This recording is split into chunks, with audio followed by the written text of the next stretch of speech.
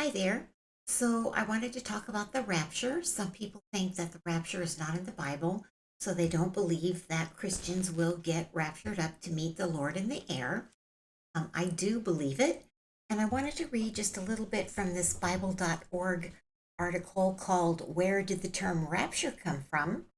And I want to scroll down here because it talks about how the word rapture is the English translation from Greek and Latin words when the Bible was translated from those languages into the English language.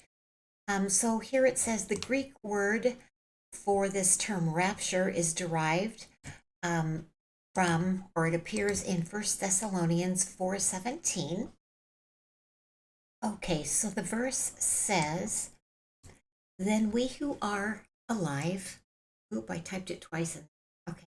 Then we who are alive, who are left, will be caught up together with them in the clouds to meet the Lord in the air, and so we will always be with the Lord. So that's the English translation of 1 Thessalonians 4:17.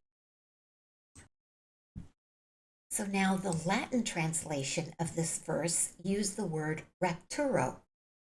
The Greek word it translates from is harpazo, which means to snatch or take away. So you have the verse in Latin using the word rapturo, where we get the word rapture, and we have the Greek word harpazo, which means to snatch or take away. So these are in earlier translations of the Bible.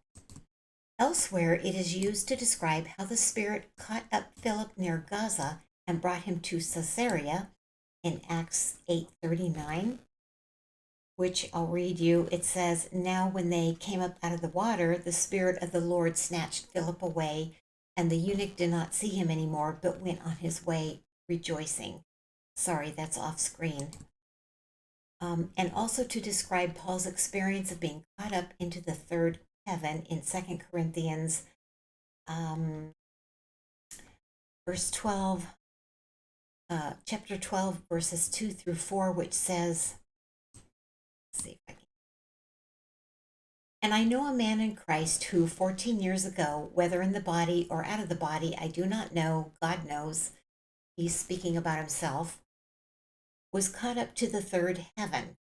And I know that this man, whether in the body or apart from the body, I do not know, God knows, was caught up into paradise and heard things too sacred to be put into words, things that a person is not permitted to speak. Sorry, I didn't grab that and pull it over for you.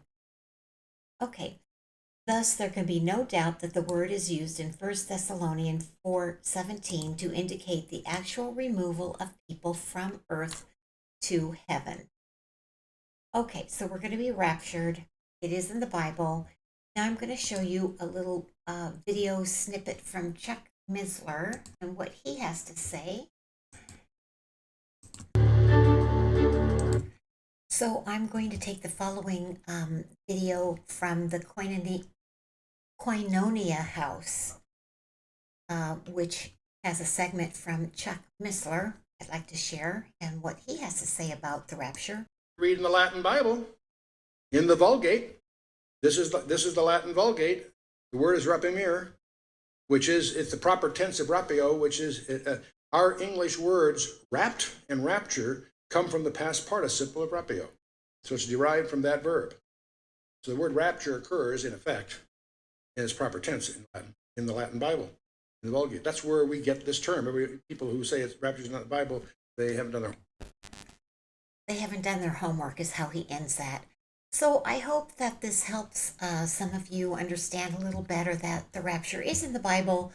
We do, in fact, go up to meet the Lord in the air, in the rapture. And I hope you have a blessed day and this was a blessing to you. Thanks for listening.